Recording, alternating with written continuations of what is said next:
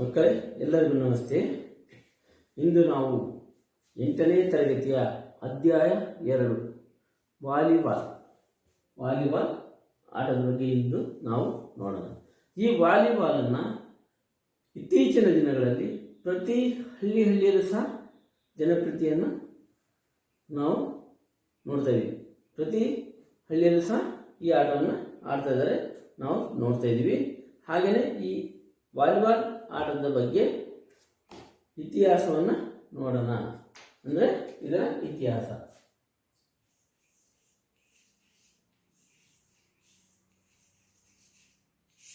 ಏನಪ್ಪ ಇದರ ಇತಿಹಾಸ? ಇದು ಎಲ್ಲಿ ಹುಟ್ಟಿತು, ಯಾವಾಗ ಹುಟ್ಟಿತು, ಯಾರು ಇದನ್ನು ಕಂಡು ಹಿಡಿದ್ರು ಅಂತ ನೋಡಿದಾಗ ಇದನ್ನು ಅಮೇರಿಕ ದೇಶದ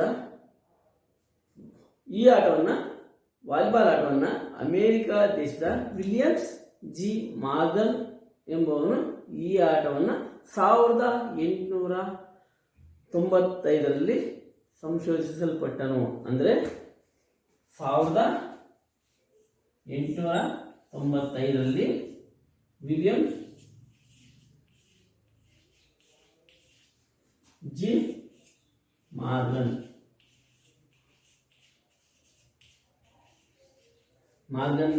ಈ ಆಟವನ್ನು ಕಂಡುಹಿಡಿದ. ಈ ಆಟವನ್ನು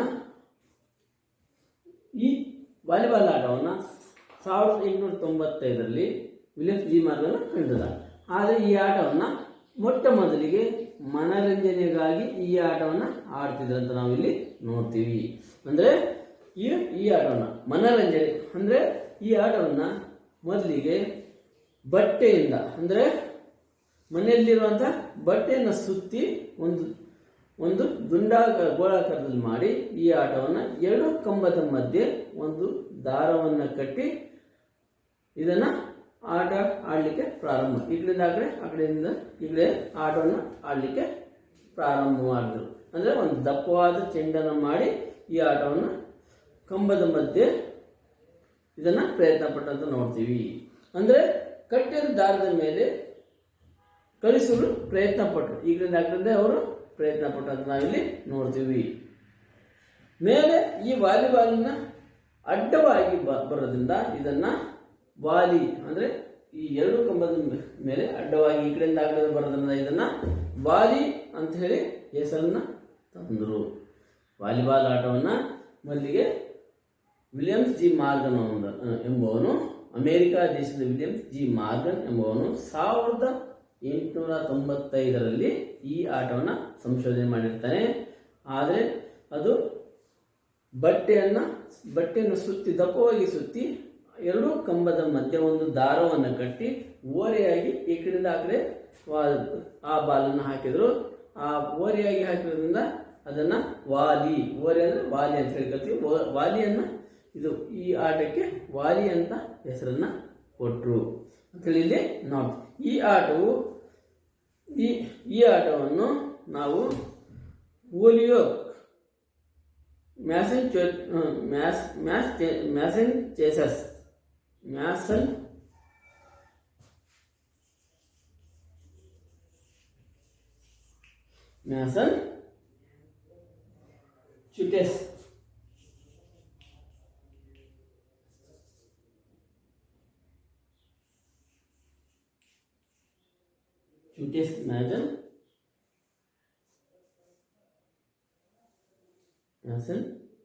ಅಂತೇಳಿ ಇಲ್ಲಿ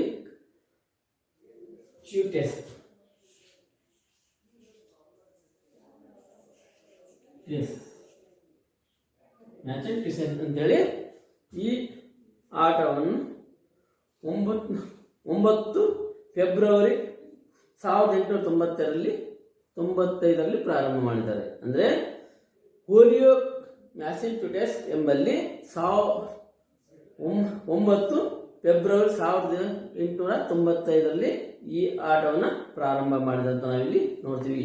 ಈ ಆಟದ ಮೊದಲ ಹೆಸರು ಮಿಂಟೋನೆಟ್. ಈ ಆಟದ ಮೊದಲ ಹೆಸರು ಮಿಂಟೋನೆಟ್.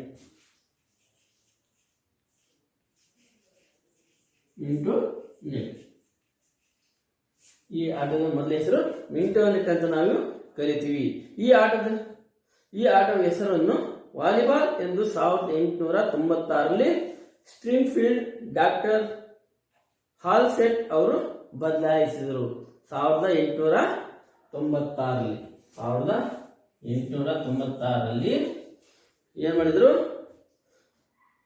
ಸ್ಟ್ರಿಂಗ್ ಫೀಲ್ಡರ್ ಡಾಕ್ಟರ್ ಹಾಲ್ಸೆಟ್ ಎಂಬವರು ಈ ಆಟದ ಹೆಸರನ್ನ ಬದಲಾವಣೆ ಮಾಡಿ ವಾಲಿಬಾಲ್ ಅಂತ ಈ ಹೆಸರನ್ನ ತಂದ್ರು ಅಂತ ನಾವಿಲ್ಲಿ ನೋಡ್ತೀವಿ. ಹಾಗೆಯೇ ವಾಲಿಬಾಲ್ ಆಟವನ್ನು ಪ್ರಚಾರ ಮಾಡಲು YMCA ಅಂದ್ರೆ ಯಂಗ್ ಮ್ಯಾನ್ ಕ್ರಿಶ್ಚಿಯನ್ ಅಸೋಸಿಯೇಷನ್ ಅಂತೇಳಿ ಈ ವಾಲಿಬಾಲ್ನ ಪ್ರಚಾರ ಮಾಡಲು YMCA ಎಂಬ ಒಂದು ಸಂಸ್ಥೆ ಪ್ರಮುಖ ಪಾತ್ರವನ್ನು ವಹಿಸಿರುತ್ತದೆ ಅಂತ ನಾವಿಲ್ಲಿ ನೋಡ್ತೀವಿ. ಕಾಲ ಕಾಲಕ್ಕೆ ಆಟದ ನಿಯಮಗಳನ್ನು ವಿಕಾಸಗೊಳ್ಳುತ್ತಾ ಅಂದ್ರೆ ಕಾಲ ಸಂದರ್ಭಕ್ಕೆ ತಕ್ಕಂತೆ ಮುಂದೆ ಈ ಆಟದ ನಿಯಮಗಳನ್ನು ಅದರ ನಿಯಮಗಳನ್ನು ಇನ್ನೂ ಹೆಚ್ಚಿಗೆ ಮಾಡ್ಕೊಂತ ಹೋಗ್ತಾರೆ. ಅಂದ್ರೆ 1916ರಲ್ಲಿ ಈ ಆಟದ 3 ಸ್ಪರ್ಶದ ಒಂದು ನಿಯಮಗಳನ್ನ ಮಾಡಿದ್ರು. ಅಂದ್ರೆ YMCA ಈ ಯಂಗ್ ಮ್ಯಾನ್ ಕ್ರಿಶ್ಚಿಯನ್ ಅಸೋಸಿಯೇಷನ್ ಏನ್ ಸಂಸ್ಥೆ ಇದೆಯೋ ಅದರ ಆಟದ ನಿಯಮಗಳನ್ನು ವಿಕಾಸಗೊಳಿಸ್ತಾ ಹೋದ್ರು, ಹೆಚ್ಚಿಗೆ ಮಾಡ್ಕೊಂತ ಹೋದ್ರು. ಆದ್ರೆ 1916ರಲ್ಲಿ ಇದರ ಆಟದ ನಿಯಮಗಳನ್ನು 3 ಸ್ಪರ್ಶಗಳ ಆಟದ ನಿಯಮವನ್ನು ಬದಲಾವಣೆ ಮಾಡಿದ್ರು. ಅದರ ಪೂರ್ವದಲ್ಲಿ ಏನ್ ಮಾಡ್ತಿದ್ರು? ಒಂದು ಬಾಲ್ ಒಂದ್ ಕಡೆ ಬಂದಾಗ ಅದು 3 ಸ್ಪರ್ಶ ಆಗಿರ್ಬೋದು, 5 ಸ್ಪರ್ಶ ಆಗಿರ್ಬೋದು, 1 ಸ್ಪರ್ಶ ಆಗಿರ್ಬೋದು, 10 ಸ್ಪರ್ಶ ಎಷ್ಟೇ ಪ್ರಯತ್ನದಲ್ಲಿ ಎದುರಾಳಿ ತಂಡದ ಕೋರ್ಟಿಗೆ ಅಥವಾ ಅಂಕಣಕ್ಕೆ ಕಳಿಸಬಹುದಾಗಿತ್ತು. ಆದರೆ 1916 ನಂತರ ಅವ್ರು ಏನ್ ಮಾಡಿದ್ರು? 3 ಸ್ಪರ್ಶದ ಒಂದು ನಿಯಮಗಳನ್ನ ತಂದ್ರು. ಯಾರು ತಂದ್ರು ಅಂದ್ರೆ ಈ YMCA ಅಂತ ಹೇಳಿ ಈ YMCA ಒಂದು ಅಂಗಸಂಸ್ಥೆ ಇದರ ಆಟದ ನಿಯಮಗಳನ್ನ ತಂದ್ರು ಅಂತ ನಾವಿಲ್ಲಿ ನೋಡ್ತೀವಿ. ಅಂದ್ರೆ ಈ ಒಂದು ಪ್ರಥಮ ಮಹಾಯುದ್ಧ ಸಂದರ್ಭದಲ್ಲಿ ಈ ಒಂದು ಆಟವನ್ನ ಅಂದ್ರೆ ಮೊದಲನೇ ಮಹಾಯುದ್ಧದ ಸಂದರ್ಭದಲ್ಲಿ ಅಮೆರಿಕದ ಭೂಸೇನಾ ಸೈನಿಕರು ಯುರೋಪ್ ಖಂಡದಲ್ಲಿ ಈ ಆಟವನ್ನ ಪರಿಚಯವನ್ನ ಮಾಡಿದ್ರು. ಅಂದ್ರೆ ಅಮೆರಿಕ ದೇಶದಿಂದ ಏನ್ ಮಾಡಿದ್ರು? ಅಮೆರಿಕ ದೇಶದ ಭೂಸೇನಾ ಸೈನಿಕರಿದಾರಲ್ಲ ಅವರು ಯುರೋಪ್ ಖಂಡಕ್ಕೆ ಹೋದಾಗ ಬಿಡುವಿನ ವೇಳೆಯಲ್ಲಿ ಈ ಆಟವನ್ನ ಪರಿಚಯ ಮಾಡಿದಂತ ನಾವಿಲ್ಲಿ ನೋಡ್ತೀವಿ. ಅದಾದ್ಮೇಲೆ ಈ ಯುರೋಪ್ ಖಂಡದಲ್ಲಿ ಸಹ ಇದರ ಪರಿಚಯವಾಯಿತು. ಹಾಗೆಯೇ federation of Indian international the volleyball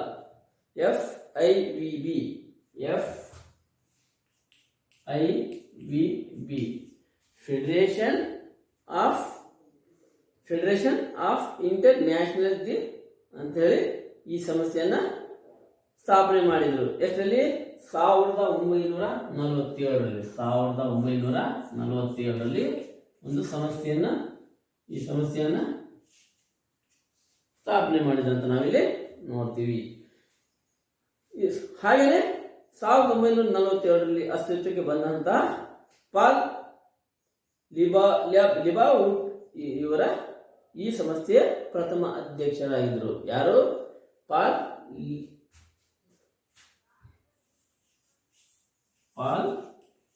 ಲಿಬಾವುಡ್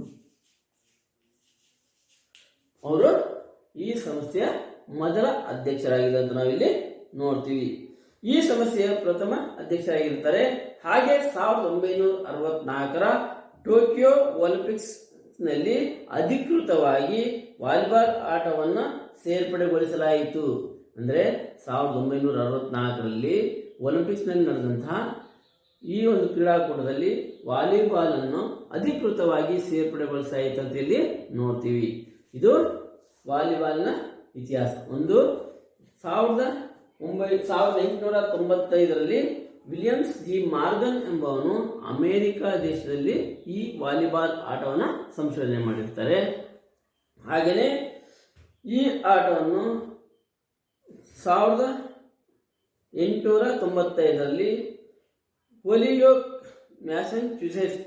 ಮ್ಯಾಸಚ್ಯುಸೆಟ್ ಎಂಬಲ್ಲಿ 9 ಫೆಬ್ರವರಿ 1895ರಲ್ಲಿ ಪ್ರಥಮ ಬಾರಿಗೆ ಈ ಆಟವನ್ನ ಪ್ರಾರಂಭ ಮಾಡಿರ್ತಾರೆ. ಈ ಆಟವನ್ನ ಮಿಂಟೋ ನೆಟ್ ಅಂತ ಹೇಳಿ ಸಹ ಈ ಆಟದ ಮೊದಲ ಹೆಸರಾಗಿರುತ್ತೆ. ಅದರ ಪೂರ್ವದಲ್ಲಿ ಇದನ್ನ ವಾಲಿ ಅಂತ ಹೇಳಿ ನಾವು ಕರಿತಿದ್ವಿ. ವಾಲಿಯನ್ನ ಬಿಟ್ಟು ಇದನ್ನ ಮಿಂಟೋ ನೆಟ್ ಅಂತ ಹೇಳಿ ಈ ಹೆಸರನ್ನ ಇಡಲಾಯಿತು. ಹಾಗೇನೆ 1896ರಲ್ಲಿ ಈ ಮಿಂಟೋ ನೆಟ್ ಹೋಗಿ ವಾಲಿಬಾಲ್ ಅಂತ ಹೇಳಿ ಹೆಸರನ್ನ ಕೊಡಲಾಯಿತು. ಹಾಗೆಯೇ 1916ರಲ್ಲಿ ಅಮೆರಿಕ ದೇಶದ ಭೂಸೇನಾ ಸೈನಿಕರು ಯುರೋಪ್ ಖಂಡಕ್ಕೆ ಹೋದಾಗ ಈ ವಾಲಿಬಾಲ್ ಆಟವನ್ನ ಪರಿಚಯ ಮಾಡಿದ್ರು ಅಂತ ನಾವಿಲ್ಲಿ ನೋಡ್ತೀವಿ. ಹಾಗೆಯೇ 1964ರಲ್ಲಿ ಈ ಆಟವನ್ನು ಒಲಿಂಪಿಕ್ಸ್ ನಲ್ಲಿ ಅಧಿಕೃತವಾಗಿ ಸೇರ್ಪಡೆಗೊಳಿಸಲಾಯಿತು ಅಂತ ನಾವಿಲ್ಲಿ ನೋಡ್ತೀವಿ. ಹಾಗೆಯೇ ಈ ಒಂದು ವಾಲಿಬಾಲ್ನ ಆಟದ ಅಂಕಣದ ಪರಿಚಯವನ್ನ ನೋಡೋಣ.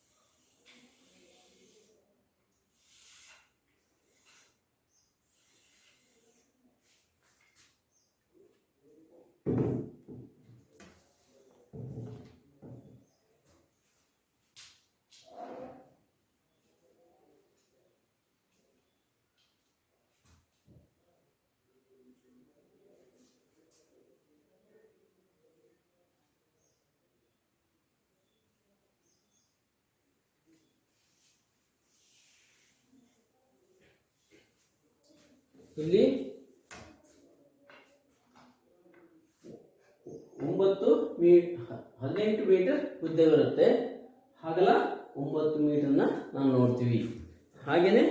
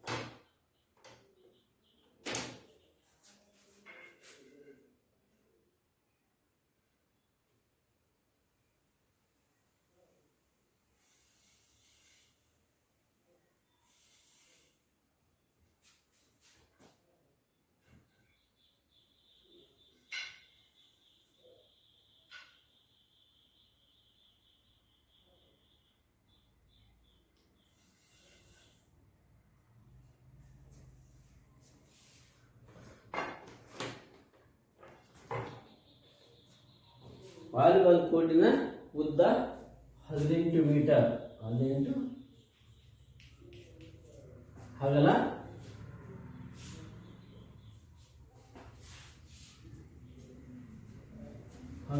9 ಮೀಟರ್.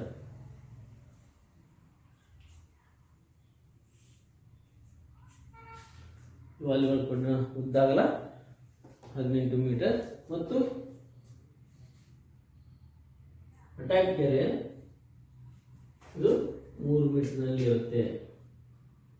ಅಟ್ಯಾಕ್ ಗೆರೆ 3 ಮೀಟರ್.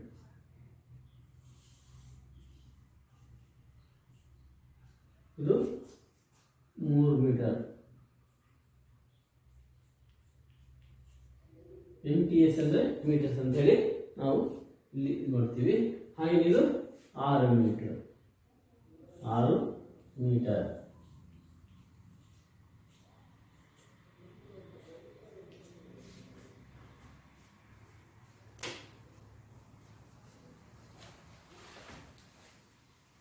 ಮೀಟರ್ನ ನಾವು ನೋಡ್ತೀವಿ.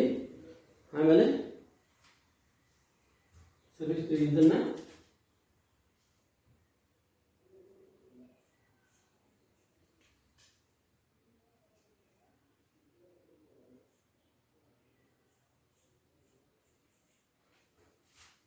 ಇದರ ಅಗಲ 1.75 ಮೀಟರ್ ಅಂತ ನಾವಿಲ್ಲಿ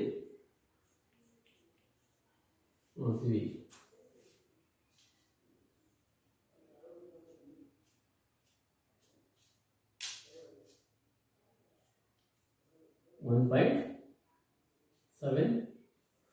ಮೀಟರ್.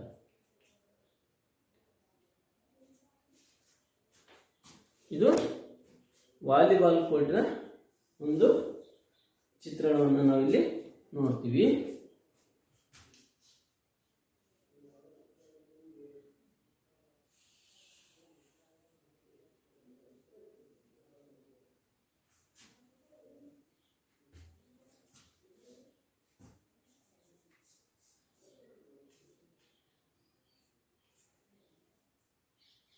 ಮೂರು ಮೀಟರ್, 6 ಮೀಟರ್,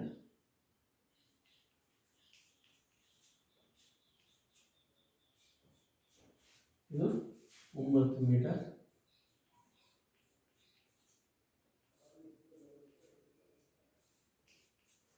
ಇದು ಸಹ ಇದು 18 ಮೀಟರ್.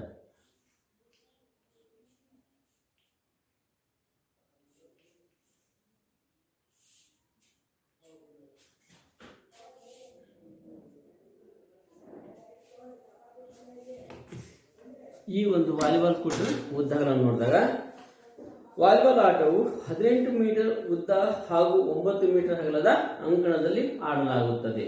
ಇದು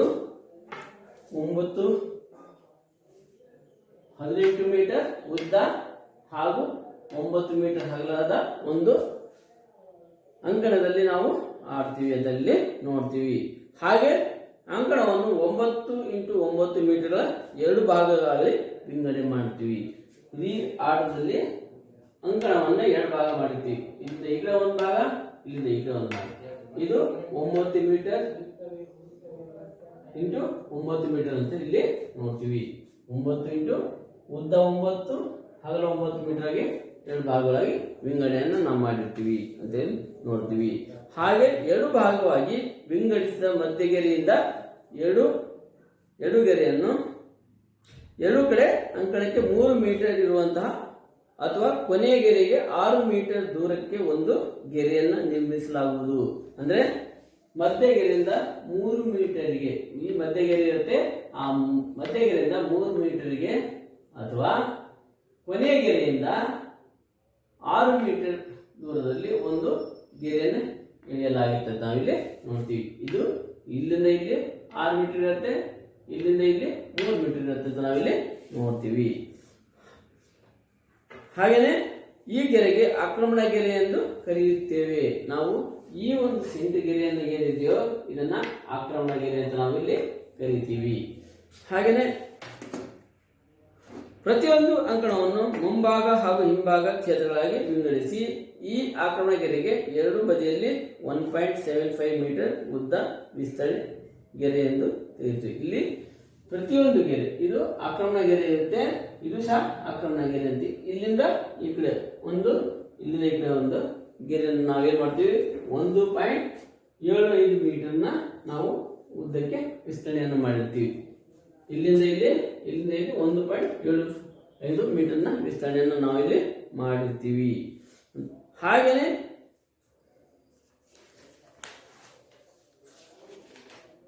ನಂತರ 5 ಗೆರೆಗಳನ್ನು 20 ಸೆಕೆಂಡಿನ ಅಂತರದೊಂದಿಗೆ ನಿರ್ಮಿಸುವುದು. ಅದೇ ಪ್ರಕಾರ 2 ಸೆಟ್ ಲೈನ್ಗಳನ್ನು 20 ಸೆಂಟಿಮೀಟರ್ ಅಂತರದಲ್ಲಿ 15 ಸೆಂಟಿಮೀಟರ್ ಗೆರೆಯನ್ನು ಸಹಾಯದಿಂದ ವಿಸ್ತರಿಸಲಾಗುವುದಂತ ನಾವಿಲ್ಲಿ ನೋಡ್ತೀವಿ.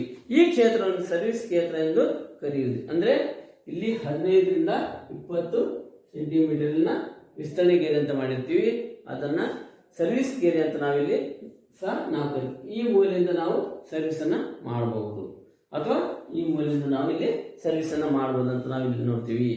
ಹಾಗೆ ಅಂಕಣದ ಮಧ್ಯದಲ್ಲಿ ಭೂಮಿಯಿಂದ ನೆಟ್ಟಿದ ಎತ್ತರವು ಪುರುಷರಿಗೆ 2.4 ಮೀಟರ್. ಅಂದ್ರೆ ಅಂಕಣದ ಮಧ್ಯದ ಭಾಗ, ಇದು ಅಂಕಣದಿಂದ ಇಲ್ಲಿ ಮೇಲೆ 2 ಕಂಬಗಳಿರ್ತವೆ, ಮತ್ತೆ 2 ಕಂಬ ಇರುತ್ತೆ. ಅದಕ್ಕೆ ನಟ್ಟನ್ನು ನಾವು ಹಾಕಿದಾಗ ಮಧ್ಯಭಾಗದಿಂದ ನಟ್ಟನ್ನು ನಾವು ಅಳತೆ ಮಾಡಿದಾಗ 2.43 ಮೀಟರ್ ಎತ್ತರವನ್ನು ಪುರುಷರ ಸೀನಿಯರ್ಗೆ ಇರುತ್ತೆ. ಹಾಗೇನೆ ಜೂನಿಯರ್ಗೆ 2.24 ಮೀಟರ್ ಜೂನಿಯರ್ಗೆ ಇರುತ್ತೆ ಅಥವಾ ಮಹಿಳೆಯರಿಗೆ ಇರುತ್ತೆ ಅಂತ ನಾವಿಲ್ಲಿ ನೋಡ್ತೀವಿ. ಇದು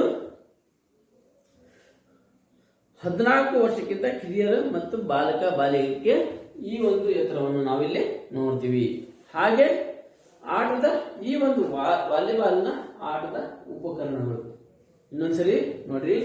ವಾಲಿಬಾಲಿನ ಕೋರ್ಟಿನ ಉದ್ದ 18 ಮೀಟರ್ ಇರುತ್ತೆ, ಅಗಲ 9 ಮೀಟರ್ ಇರುತ್ತೆ. ಮಧ್ಯಗೆರೆಯಿಂದ ಆಕ್ರಮಣ ಗೆರೆಗೆ 3 ಮೀಟರ್ ದೂರದಲ್ಲಿರುತ್ತೆ. ಆಕ್ರಮಣ ಗೆರೆಯಿಂದ ಕೊನೆಯ ಗೆರೆಗೆ 6 ಮೀಟರ್ ನಾವು ಗೊತ್ತು ಮಾಡಿರ್ತೀವಿ. ಹಾಗೆಯೇ ಆಕ್ರಮಣ ಗೆರೆಯಿಂದ ಮೇಲೆ 1.7 ಮೀಟರ್ ದೂರದಲ್ಲಿ ಒಂದು ವಿಸ್ತರಣಾ ಗೆರೆಯನ್ನ ಹಾಕಿರ್ತೀವಿ. ಹಾಗೆಯೇ ಈ ಒಂದು ವಾಲಿಬಾಲ್ನ ನಟ್ಟಿನ ಎತ್ತರವನ್ನು ನೋಡಿದಾಗ ನಾವು 2.43 ಮೀಟರ್ ಎತ್ತರದಲ್ಲಿ ಮಧ್ಯದಿಂದ ಕೋಟಿನ ಮಧ್ಯಭಾಗದಿಂದ ಎತ್ತರವನ್ನು ನಾವು ಅಳೆದು ನಟ್ಟನ್ನು ಕಟ್ಟಿರ್ತೀವಿ. ಅದು ಸೀನಿಯರ್ ಇರುತ್ತೆ.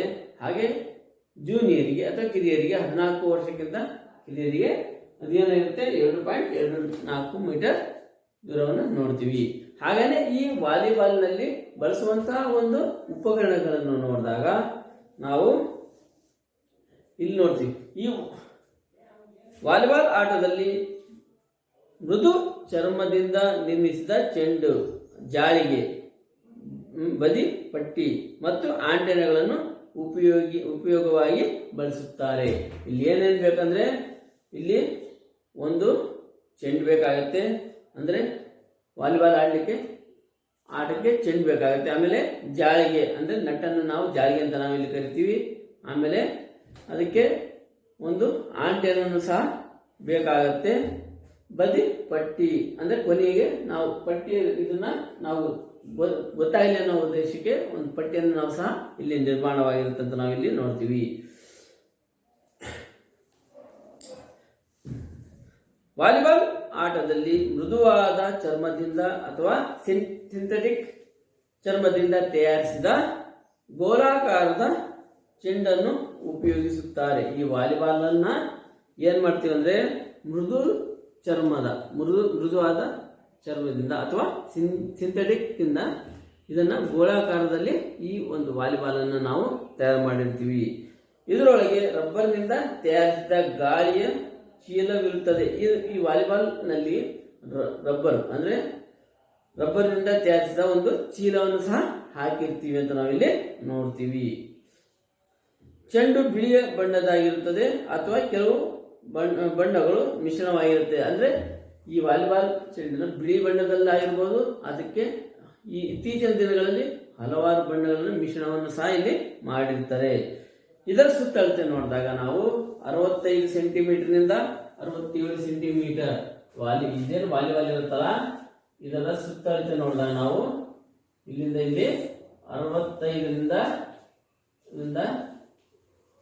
67 ಸೆಂಟಿಮೀಟರ್ ವಿಸ್ತೀರ್ಣವನ್ನು ಹೊಂದಿರುತ್ತಂತ ನಾವಿಲ್ಲಿ ನೋಡ್ತೀವಿ. ಹಾಗೂ ಇದರ ತೂಕ 260 ಗ್ರಾಮ್ನಿಂದ 280 ಗ್ರಾಮ್ ಅನ್ನು ಇರುತ್ತೆ. ಇದರ ತೂಕ 260 ಗ್ರಾಮ್ನಿಂದ 280 ಗ್ರಾಮ್ ಇರುತ್ತೆ ಅಂತ ನಾವಿಲ್ಲಿ ನೋಡ್ತೀವಿ. ಇದು ವಾಲಿಬಾಲಿನ ಒಂದು ತೂಕವನ್ನು ನಾವು ನೋಡಿರ್ತೀವಿ. ಹಾಗೇನೆ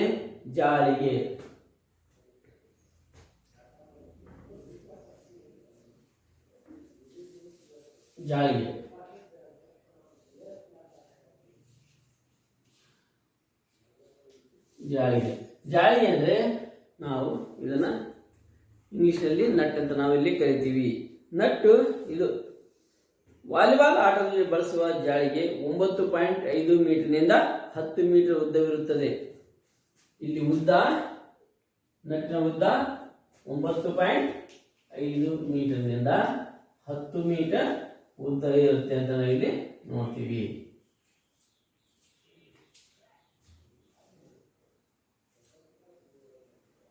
ಹತ್ತು ಮೀಟರ್ ಇರುತ್ತೆ. ಹಾಗೆಯೇ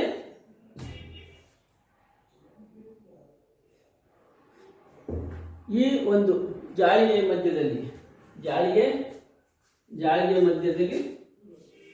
ಚೌಕ ಇರುತ್ತೆ. ಈ ಚೌಕ ಉದ್ದ 10 ಸೆಂಟಿಮೀಟರ್, ಅಗಲ 10 ಸೆಂಟಿಮೀಟರ್ ಇರುತ್ತೆ.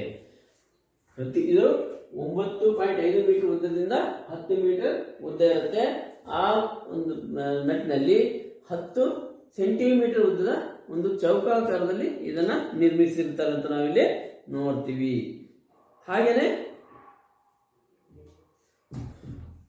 ಜಾಳಿಗೆಯು ಮೇಲ್ಭಾಗದಲ್ಲಿ 7 ಸೆಂಟಿಮೀಟರ್ ಅಗಲವು ಬಿಳಿಯ ಬಟ್ಟೆಯನ್ನ ನಟ್ಟಿನ ಉದ್ದಕ್ಕೂ ಹೊಂದಿರುತ್ತಾರೆ.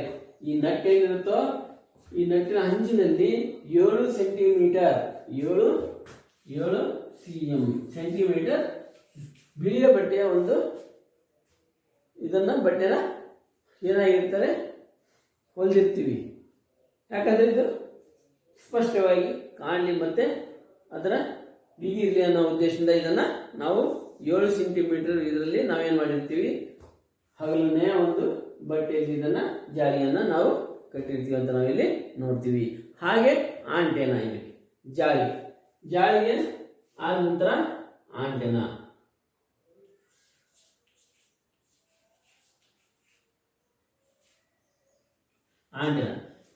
ಪ್ರತಿಯೊಂದು ವಾಲಿಬಾಲ್ ಅಂಗಣದಲ್ಲಿ 2 ಆಂಟೆನಾಗಳಿರುತ್ತೆ. ಅದು 1.8 ಮೀಟರ್ ಉದ್ದ ಇರುತ್ತೆ.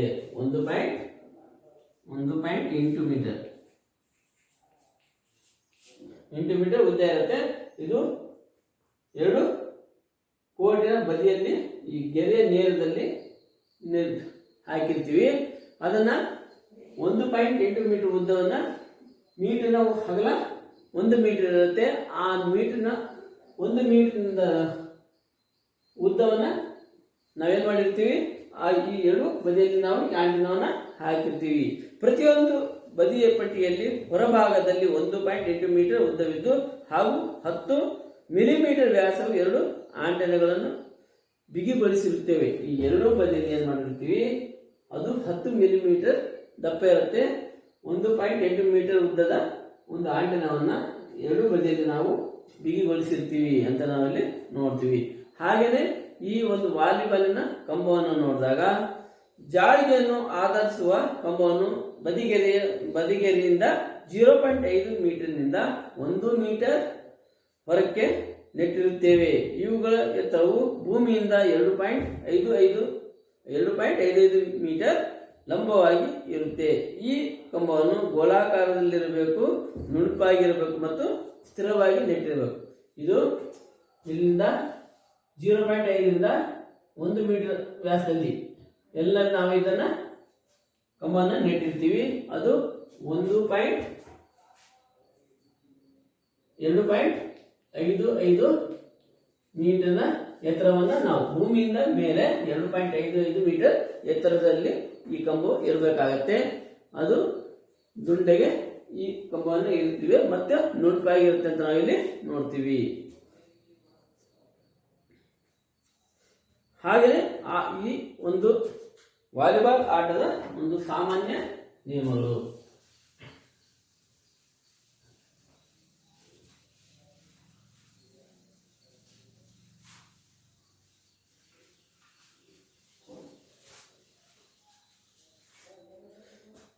ನೋಡಿದ್ವಿ.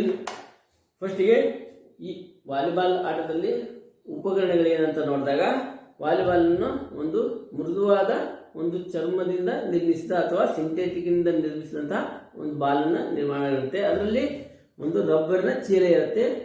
ಅದನ್ನ ಈ ಆಟಕ್ಕೆ ಉಪಯೋಗಿಸ್ತೀವಿ ಅಂತ ನಾವು ನೋಡಿದ್ವಿ. ಇದರ ಸುತ್ತಳತೆ 65 ಸೆಂಟಿಮೀಟರ್ನಿಂದ 67 ಸೆಂಟಿಮೀಟರ್ ಸುತ್ತಳತೆ ಇರುತ್ತೆ ಅಂತ ನೋಡ್ತೀವಿ. ಆಮೇಲೆ 260 ಗ್ರಾಮ್ ತೂಕದಿಂದ 280 ಗ್ರಾಮ್ ತೂಕ ವ್ಯಾಸಗಳನ್ನ ಈ ಒಂದು ವಾಲಿಬಾಲ್ ಅನ್ನು ನಾವು ಬಳಸ್ತೀವಿ ಅಂತ ನೋಡ್ತೀವಿ.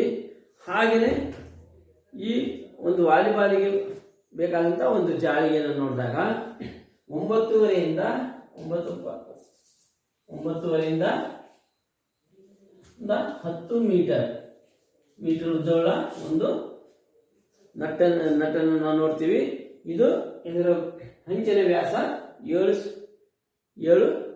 ಸೆಂಟಿಮೀಟರ್ ಅಗಲ ಇರುತ್ತೆ. ಅದು ಬಿಳಿಯ ಬಟ್ಟೆಯಿಂದ ನಾವು ಹೊಲಿರ್ತೀವಿ. ಹಾಗೆಯೇ ಇದರ ಮಧ್ಯದಲ್ಲಿರುವಂತಹ ಒಂದು ಬಾಕ್ಸ್ 10 ಸೆಂಟಿಮೀಟರ್ ಉದ್ದ 10 ಮೀಟರ್ ಅಗಲವುಳ್ಳ ಒಂದು ಬಾಕ್ಸ್ ಅನ್ನ ನಾವು ಹಾಕಿರೋದನ್ನ ನೋಡ್ತೀವಿ.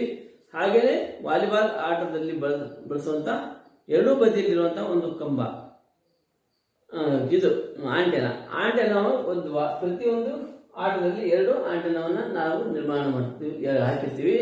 2 ಬದಿಗೆರೆಯಲ್ಲಿ ಕಂಬದ 18 ಮೀಟರ್ ಉದ್ದದ 2 ಕಂಬದ ಇದು ಗೆರೆಯ ಮಧ್ಯದಲ್ಲಿ ಏನ್ ಮಾಡಿರ್ತೀವಿ, ನೇರದಲ್ಲಿ ಇದನ್ನ ಭದ್ರವಾಗಿ ನೆಟ್ಟಿರ್ತೀವಿ. ಇದು 1.8 ಮೀಟರ್ ಎತ್ತರವನ್ನ ಹೊಂದಿರುತ್ತಂತ ನಾವಿಲ್ಲಿ ನೋಡಿದ್ವಿ. ಹಾಗೆಯೇ ಇದರ ಬದಿಯಲ್ಲಿ 2 ಕಡೆ 2 ಕಂಬವನ್ನು ನೆಟ್ಟಿರ್ತೀವಿ. ಭೂಮಿಯಿಂದ ಅದು 2.55 ಮೀಟರ್ ಎತ್ತರವನ್ನ ಹೊಂದಿರುತ್ತೆ. 2.55 ಮೀಟರ್ ಎತ್ತರವನ್ನ ಹೊಂದಿರುತ್ತಂತ ನಾವಿಲ್ಲಿ ನೋಡ್ತೀವಿ. ಹಾಗೆಯೇ ಈ ಒಂದು ವಾಲಿಬಾಲ್ ಆಟದಲ್ಲಿ ಸಾಮಾನ್ಯ ನಿಯಮಗಳು ನೋಡಿದಾಗ ಪ್ರತಿಯೊಂದು ತಂಡದಲ್ಲಿ 6 ಆಟಗಾರರನ್ನ ಹೊಂದಿರುತ್ತೆ. ಅದರಲ್ಲಿ ಬದಲಿ ಆಟಗಾರರನ್ನು ಸಹ ಹೊಂದಿರುತ್ತೆ. ಪ್ರತಿಯೊಂದು ತಂಡದಲ್ಲಿ 6 ಆಟಗಾರರನ್ನು ಹೊಂದಿರುತ್ತೆ ಮತ್ತು ಬದಲಿ 6 ಆಟಗಾರರನ್ನು ಸಹ ಇಲ್ಲಿ ಇರುತ್ತೆ. 6 ಆಟಗಾರರು ಹಾಗೆಯೇ ಬದಲಿ ಆಟಗಾರರು ಆಟಗಾರರಿರ್ತಾರೆ. ಈ ಆಟವನ್ನು ನಾಣ್ಯ ಚಿಮ್ಮುವುದರ ಮೂಲಕ ಪ್ರಾರಂಭವನ್ನು ಮಾಡ್ತೀವಿ. ಯಾವ ತಂಡದವರು ಸರ್ವಿಸ್ನೊಂದಿಗೆ ಪಂದ್ಯವನ್ನು ಪ್ರಾರಂಭ ಮಾಡಬೇಕೆಂದು ನಿರ್ಣಯವನ್ನು ಮಾಡಿರ್ತೀವಿ. ಸರ್ವಿಸ್ ಮಾಡುವ ತಂಡದಿಂದ ಒಬ್ಬ ಆಟಗಾರ 1ನೇ ಸ್ಥಾನದಲ್ಲಿ ನಿಂತಿರುತ್ತಾನೆ. ಸರ್ವಿಸ್ ಯಾರು ಮಾಡಿರ್ತಾರೋ ಅವರು ಒಬ್ಬರು ಮಾತ್ರ ಆ 1ನೇ ತಂಡದಲ್ಲಿ ನಿಂತಿರುತ್ತಾನೆ. ಹಾಗೆ ಸರ್ವಿಸ್ ಮಾಡುವ ಕ್ಷೇತ್ರದಲ್ಲಿ ನಿಂತು ಚೆಂಡನ್ನು ಗಾಳಿಯಲ್ಲಿ ತೂರಿ ಎದುರಾಳಿ ಜಾಳಿಗೆ ಮೇಲಿನಿಂದ ಎದುರಾಳಿ ಅಂಕಣಕ್ಕೆ ಇಳಿಯುವ ಹಾಗೆ ಸರ್ವಿಸ್ ಅನ್ನ ಮಾಡಿರ್ತಾನಂತ ನಾವು ನೋಡ್ತೀವಿ. ಇದಕ್ಕೆ ಸರ್ವಿಸ್ ಎನ್ನುತ್ತೇವೆ. ಸರ್ವಿಸ್ ಮಾಡುವವನು ಎದುರಾಳಿ ತಂಡದಲ್ಲಿ ಎದುರಾಳಿ ಅಂಕಣಕ್ಕೆ ಇಳಿಯುವ ಹಾಗೆ ಸರ್ವಿಸ್ ಅನ್ನ ಮಾಡಿರ್ತೀವಿ. ಇದನ್ನ ಸರ್ವಿಸ್ ಅಂತ ನಾವಿಲ್ಲಿ ಕರಿತೀವಿ. ಈ ರೀತಿಯಾಗಿ ಬಂದ ಚೆಂಡು ಎದುರಾಳಿ ತಂಡದವರು 3 ಸ್ಪರ್ಶಗಳನ್ನು ಮೀರದೆ ಏನ್ ಮಾಡಬೇಕು, ಸಂಯೋಜಿಸಿ ಜಾಳಿಗೆ ಮೇಲಿನಿಂದ ಹಿಂದಿರಿಸಬೇಕು. ಇಲ್ಲಿ ಸರ್ವಿಸ್ ಮಾಡಿದಂತಹ ಒಂದು ಬಾಲನ್ನ ಎದುರಾಳಿ ತಂಡದವ್ರು ಏನು ಮಾಡಬೇಕು, ರಿಸೀವ್ ಮಾಡಿ 3 ಸ್ಪರ್ಶದೊಳಗೆ ಎದುರಾಳಿ ತಂಡ ಪುನಃ ಅದನ್ನು ಹಿಂದಿರಿಸಬೇಕಂತ ನಾವಿಲ್ಲಿ ನೋಡ್ತೀವಿ. ಆಚೆಯಿಂದ ಆಚೆಗೆ ಚೆಂಡನ್ನು ಸರಣಿಯು ಅಂಕಣದಿಂದ ಗಡಿಯ ಭಾಗದಲ್ಲಿ ಏನು ಮಾಡಬೇಕು, ಅದನ್ನು ಕಳಿಸ್ತಿರ್ಬೇಕಾಗತ್ತೆ. ಹಾಗೆಯೇ ಈ ಆಟದ ಇಂತಹ ಒಂದು ಚೆಂಡು ತಪ್ಪು ಮಾಡುವ ತನಕ ನಾವು ರ್ಯಾಲಿಯಲ್ಲಿ ಬಾಲನ್ನು ನೋಡ್ತೀವಿ. ಯಾರು ತಪ್ಪು ಮಾಡಿರ್ತಾರೋ ಆವಾಗ ಪುನಃ ನಾವು ಎದುರಾಳಿ ತಂಡಕ್ಕೆ ನಾವೇನು ಮಾಡ್ತೀವಿ, ಸರ್ವಿಸನ್ನು ನಾವು ಕೊಡ್ತೀವಿ ಅಂತ ಇಲ್ಲಿ ನೋಡ್ತೀವಿ. ಈ ಆಟದ ಇಂತಹ ಚೆಂಡುಗಳನ್ನು ಸರಣಿಯಂತೆ ಗೆದ್ದ ತಂಡಕ್ಕೆ 1 ಅಂಕಗಳನ್ನು ನಾವು ಇಲ್ಲಿ ಕೊಡಬೇಕಾಗತ್ತೆ. ಯಾವುದಾದ್ರೂ ಒಂದು ತಂಡ ಚೆಂಡುಗಳು ಸರಣಿಯನ್ನು ಗೆದ್ದ ತಂಡಕ್ಕೆ 1 ಅಂಕದೊಂದಿಗೆ ಸರ್ವಿಸ್ ಮಾಡುವ ಅವಕಾಶ ಸಹ ಕಲ್ಪಿಸ್ಕೊಡ್ತೀವಿ. ಈಗ ಯಾರು ಅದನ್ನು ಮಿಸ್ ಮಾಡಿರ್ತಾರೋ ಅಥವಾ ಬಾಲನ್ನು ಡೆಡ್ ಮಾಡಿರ್ತಾರೋ ಅದರ ಎದುರಾಳಿ ತಂಡಕ್ಕೆ ನಾವೇನು ಮಾಡ್ತೀವಿ, 1 ಅಂಕವನ್ನು ಸಹ ನಾವಿಲ್ಲಿ ಕೊಟ್ಟಿರ್ತೀವಿ ಅಂತ ನಾವಿಲ್ಲಿ ನೋಡ್ತೀವಿ. ಹಾಗೆಯೇ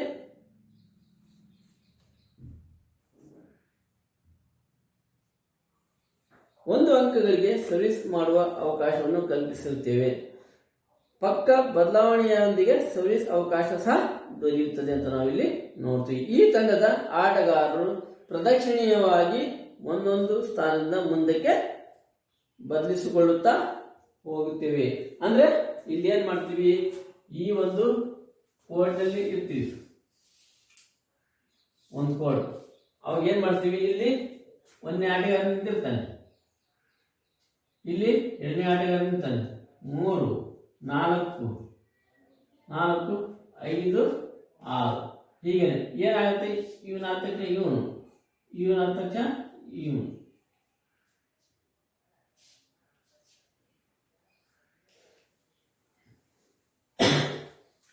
ಪ್ರದಕ್ಷಿಣೀಯವಾಗಿ ಇವನು ಸರ್ವಿಸ್ ಕಲ್ತ್ಕೊಂಡ ನಂತರ ಇಲ್ಲಿ 2ನೇ ಆಟಗಾರನು ಮುಂದಿನ ಸರ್ವಿಸ್ಗೆ ಅವನು ರೆಡಿ ಆಗಿರ್ತಾನೆ.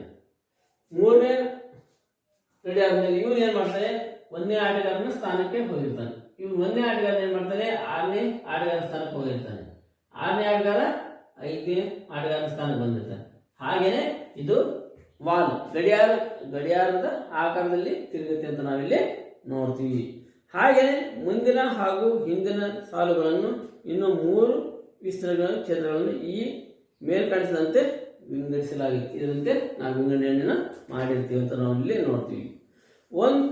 ಒಂದು ತಂಡ ಪಕ್ಕ ಬದಲಾವಣೆಯ ಮುಖಾಂತರ ಸರ್ವಿಸ್ ಪಡೆದುಕೊಂಡರೆ ಅದರ ಆಟಗಾರರು ಪ್ರದಕ್ಷಿಣೆಯ ದಿಕ್ಕಿನಲ್ಲಿ 1 ಸ್ಥಾನ ಮುಂದಕ್ಕೆ ಹೋಗಬೇಕಾಗುತ್ತದೆ. ಅಂದ್ರೆ ಈ ಆಟಗಾರ ಇದರ ಸರ್ವಿಸ್ ಅನ್ನು ಕಳಿಸ್ಕೊಂಡ್ರೆ ಏನಾಗುತ್ತೆ, ಪ್ರದಕ್ಷಿಣೀಯವಾಗಿ ಅವನು ಏನ್ ಮಾಡ್ತಾನೆ, ಈ ಸರ್ವಿಸ್ ಕಳೆದ ತಕ್ಷಣ 6ನೇ ಸ್ಥಾನಕ್ಕೆ ಬಂದಿರ್ತಾನೆ. ಈ 6ನೇ ಸ್ಥಾನಕ್ಕೆ ಬಂದನು, ಇಲ್ಲಿ 2ನೇ ಆಟಗಾರ ಏನಿರ್ತಾನೋ ಅವನು 1ನೇ ಸ್ಥಾನಕ್ಕೆ ಬರ್ತಾನೆ, ಅವನು ಸರ್ವಿಸಿಗೆ ಅವನು ರೆಡಿ ಆಗಿರ್ತಾನೆ ಅಂತ ನಾವಿಲ್ಲಿ ನೋಡ್ತೀವಿ. ಹಾಗೆ ಈ ಒಂದು ಆಟದಲ್ಲಿ ಸರ್ವಿಸ್ ಅನ್ನ ನಾವು ನೋಡ್ತೀವಿ. ಹಾಗೆ ನಾವು ಅಂಕಗಳು, ಯಾವ ತಂಡ ತಪ್ಪು ಮಾಡುತ್ತದೆಯೋ ಅದರ ಎದುರಾಳಿ ತಂಡಕ್ಕೆ ಸರ್ವಿಸ್ ಅನ್ನು ನಾವು ಕೊಡಬೇಕಾಗತ್ತೆ. ಈ ಉದಾಹರಣೆಗೆ ಎ ತಂಡರು ತಪ್ಪು ಮಾಡಿದ್ರೆ ಬಿ ತಂಡರಿಗೆ ನಾವು ಸರ್ವಿಸ್ ಅನ್ನ ಕೊಡಬೇಕಾಗತ್ತೆ. ಬಿ ತಂಡರು ತಪ್ಪು ಮಾಡಿದ್ರೆ ಎ ತಂಡಕ್ಕೆ ಸರ್ವಿಸ್ ಅನ್ನ ನಾವು ನೀಡಬೇಕಾಗುತ್ತೆ. ತಪ್ಪು ಯಾವ ಸಂದರ್ಭದಲ್ಲಿ ನಡೀತದೋ ಆ ಸಂದರ್ಭದಲ್ಲಿ ನಾವು ಸರ್ವಿಸ್ ಅನ್ನ ಬದಲಾವಣೆಯನ್ನ ಮಾಡ್ತೀವಿ ಅಂತ ನಾವಿಲ್ಲಿ ನೋಡ್ತೀವಿ. ಹಾಗೆಯೇ ಪ್ರತಿಯೊಂದು ತಂಡಕ್ಕೆ 25 ಅಂಕವನ್ನ ಇಟ್ಟಿರ್ತೀವಿ. ಪ್ರತಿಯೊಂದು ತಂಡಕ್ಕೆ 25 ಅಂಕ. ಒಂದು ಆಟದಲ್ಲಿ 25 ಅಂಕ ಇರುತ್ತೆ ಅಂತ 3 ಸೆಟ್ ಇರ್ಬೋದು ಅಥವಾ 5 ಸೆಟ್ ಅನ್ನ ಒಳಗೊಂಡಿರ್ತೇವೆ.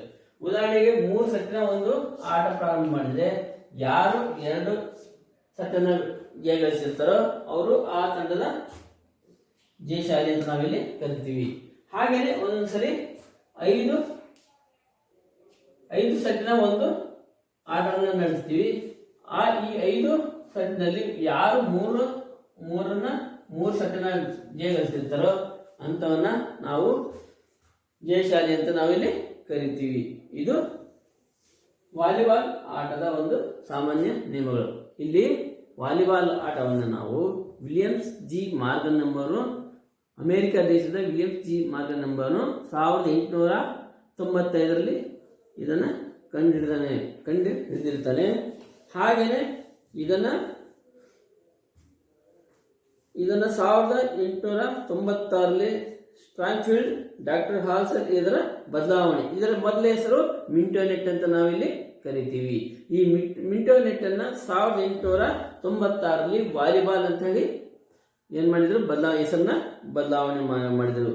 ಹಾಗೇನೆ ಈ 1947ರಲ್ಲಿ ಅಸ್ತಿತ್ವಕ್ಕೆ ಬಂದ ಒಂದು ಪಾಲ್ ಲಿಬಾವುಡ್ ಇವರ ಅಧ್ಯಕ್ಷತೆಯಲ್ಲಿ ಏನ್ ಮಾಡಿದ್ದಾರೆ, ಈ 1964ರಲ್ಲಿ ನಡೆದಂತಹ ಟೋಕಿಯೋದಲ್ಲಿ ನಡೆದಂತಹ ಒಂದು ಒಲಿಂಪಿಕ್ಸ್ ಕ್ರೀಡಾಕೂಟದಲ್ಲಿ ಈ ಒಂದು ವಾಲಿಬಾಲ್ ಅನ್ನು ಅಧಿಕೃತವಾಗಿ ಸೇರ್ಪಡೆ ಮಾಡಿರ್ತಾರೆ ಅಂತ ನಾವಿಲ್ಲಿ ನೋಡಿದ್ವಿ. ಹಾಗೆಯೇ ಅದಾದ್ಮೇಲೆ ಈ ಒಂದು ವಾಲಿಬಾಲ್ನಲ್ಲಿ ಬಳಸುವಂತಹ ಉಪಕರಣಗಳು ವಾಲಿಬಾಲ್ ಮತ್ತು ಜಾಳಿಗೆ ಆಂಟೆನಾವನ್ನು ಇಲ್ಲಿ ಬಳಸಲಾಗುತ್ತೆ ಅಂತ ನಾವಿಲ್ಲಿ ನೋಡಿದ್ವಿ. ಹಾಗೆಯೇ ಇದರ ಸಾಮಾನ್ಯ ಈ ಒಂದು ಆಟಕ್ಕೆ 25ನ 3 ಸೆಟ್ ಇರುತ್ತೆ. ಆ 25 ಅಂಕದ 3 ಸೆಟ್ನಲ್ಲಿ ಯಾರು 2 ಸೆಟ್ಟನ್ನು ಜಯಗಳಿಸಿರ್ತಾರೋ ಅವರು ಆ ಒಂದು ಸೆಟ್ಟಿನ ಆಟದ ಒಂದು ವಿಜಯಶಾಲಿ ಅಂತ ನಾವಿಲ್ಲಿ ಕರಿತೀವಿ. ಇದು ಒಂದು ವಾಲಿಬಾಲ್ ಆಟದ ಒಂದು ಸಾಮಾನ್ಯ ನಿಯಮಗಳು ಮತ್ತೆ ಇದರ ರೀತಿ.